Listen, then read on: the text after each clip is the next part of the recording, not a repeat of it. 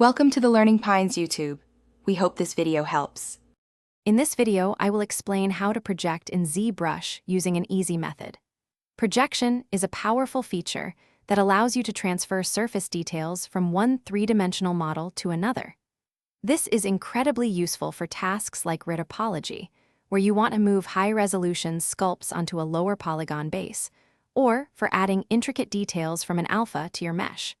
We will cover the simple steps to achieve excellent results. Before projecting, proper mesh preparation is key.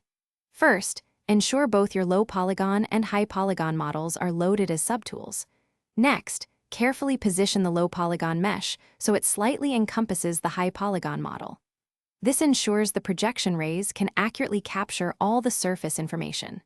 Finally, subdivide your low polygon mesh a few times to provide enough polygons to receive the projected details smoothly.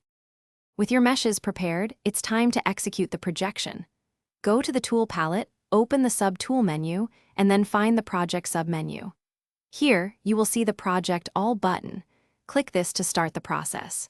You might also adjust the projection shell slider, typically a small value like 0.01, to control the projection distance and prevent artifacts. After the projection completes, it is crucial to thoroughly inspect your model. Look for any areas where the details might be distorted, missing, or have created unwanted artifacts. Use ZBrush's powerful sculpting brushes, like the Smooth brush, to clean up any minor imperfections. If you find larger issues, you can always make adjustments to your low polygon mesh and repeat the Project All process for a perfect result. Thanks for watching. Consider subscribing if we helped you.